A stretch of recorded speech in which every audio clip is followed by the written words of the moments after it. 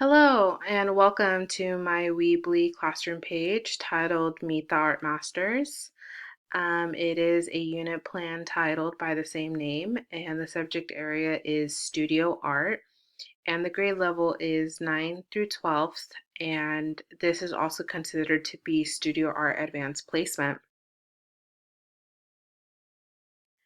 Down here, as we scroll, we see unit summary, which goes into detail about what necessarily the Meet the Art Masters unit is all about. It is a unit based in art history and studio art practices, and essentially students would be introduced to the old masters, which often refers to a group of artists who worked in Europe before the 1800s and have essentially been the influential figures and most recognized artists in the world due to their artistic skill and contributions. Um, I divided this unit into a lecture-based portion and a hands-on portion. The lecture-based portion is based on classroom activities such as group discussions, group quizzes, presentations, for students to be able to understand certain art history terminology, build their art vocabulary, and be able to identify, understand, and analyze artworks made by these old masters. As for the hands-on approach of this unit, students would be able to choose an old master painting and make a copy of the chosen master painting through studio art techniques. Um, Here to the right shows the example of an artist copying a well-known painting. And although stealing is considered something very against morals and something just not seen as a good thing, in art, it's actually seen more as being inspired, being an artist who has the capability of taking an idea and making it your own, which is what I want my students to be able to do, to get creative and refine their skill and be able to pursue their own creativity through this unit plan.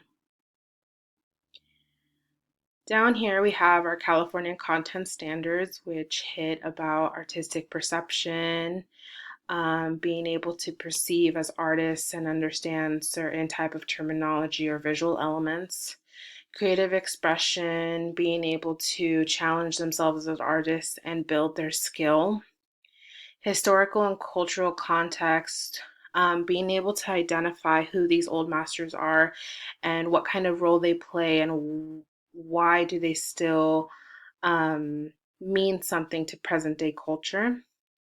And aesthetic valuing, seeing the process of making a copy of an old master painting, um, being able to see the process from start to finish and understanding that through an artistic standpoint.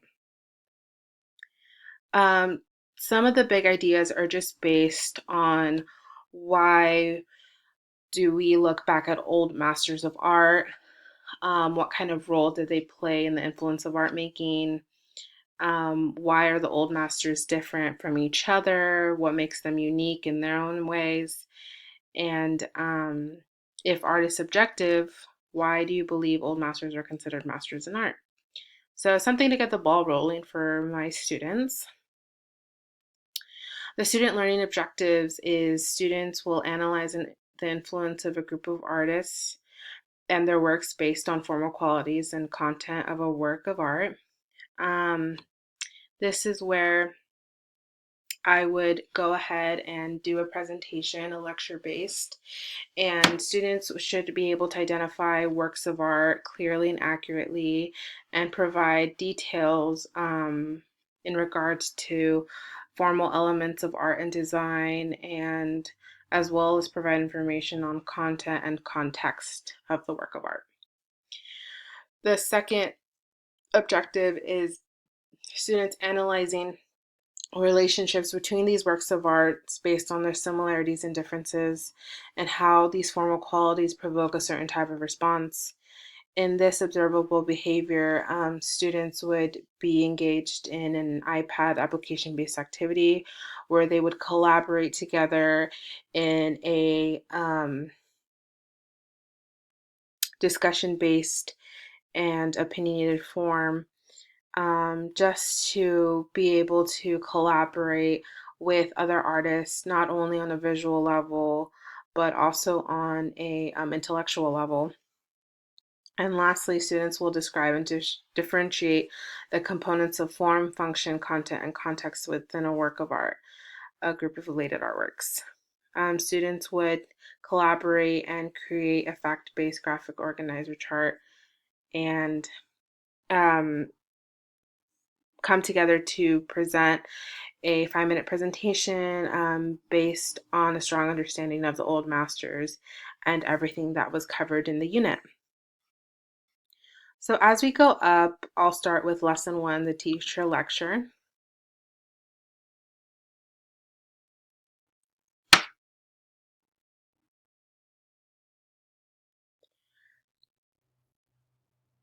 So here would be the teacher lecture I would present to my students, and it's basically a slideshow going into detail about dates, certain artists, key points, questions, videos, pictures, important information that will essentially introduce who these old art masters are.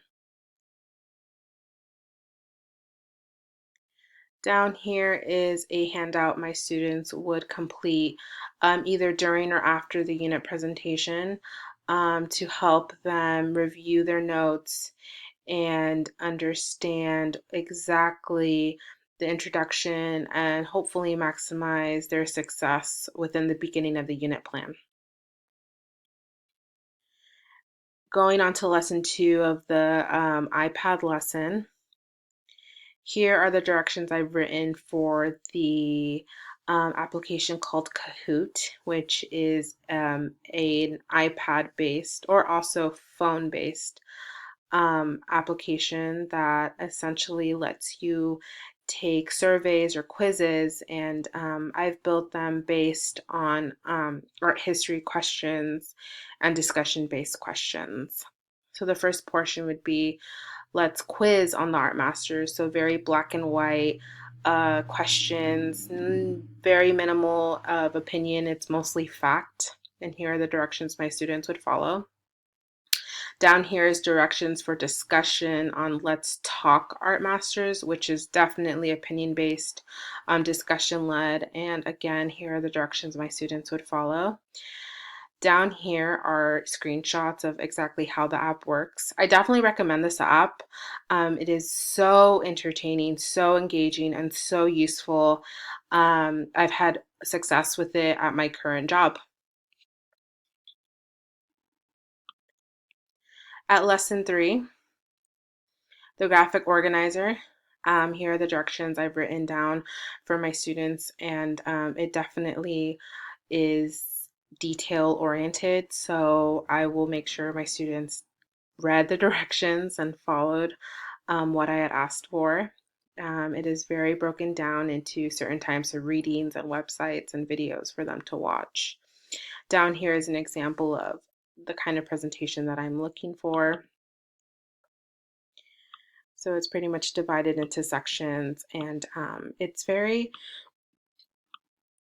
detailed but also simplified, something that I feel can help with art history, which is a subject that can tend to be dull and somewhat boring. But I feel this may maximize their success overall. And down here is the scoring guide that I would give to my students beforehand, so they know exactly how to rank themselves, but also keep track of their progress throughout the lesson 3 requirement. If we go here to the page of unit resources, I just have some links to get inspired with the hands-on portion of the unit. being about old masters, reading up on them. Um, Khan Academy is an excellent resource for art history. So, researching their artists through this credible website.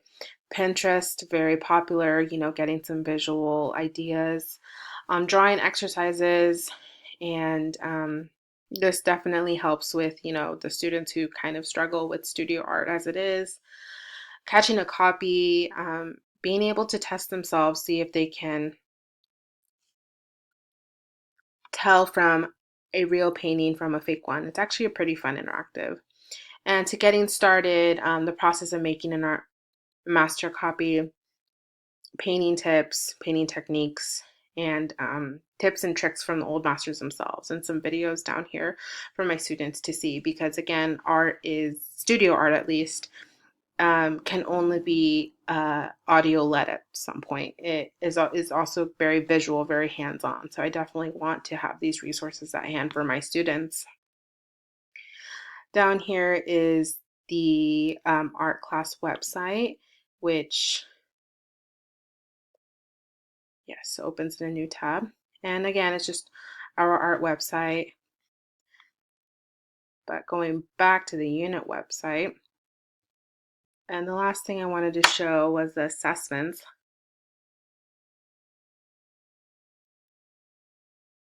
The assessment map that I have here, um, divided into entry-level, formative, and summative assessments. We would start with a discussion, then follow short essay, flashcards, group quiz, class critique, and finally ending with graphic organizer and short essay and painting. And here are just the summaries of each of these assessments.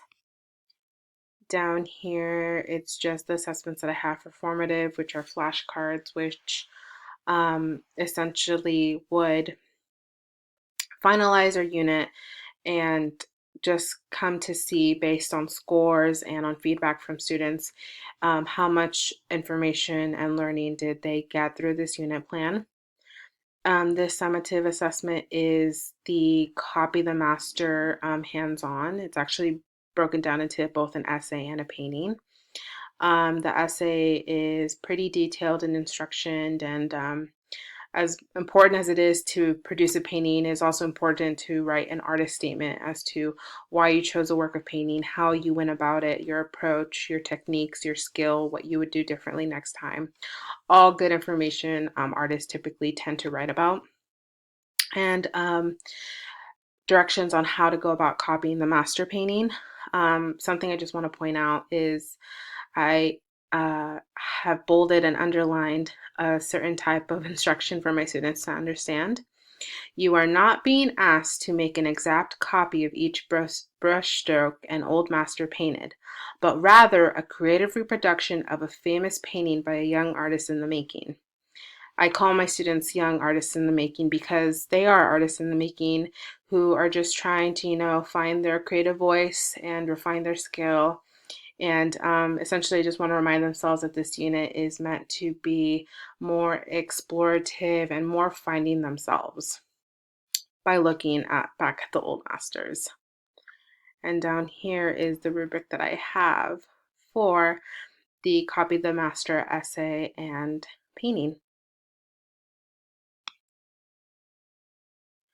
So this concludes my Meet the Art Masters unit plan, and I hope you enjoyed it. And I hope you can also get some inspiration for your own future unit plans and classroom procedures. So thanks again for watching. Bye.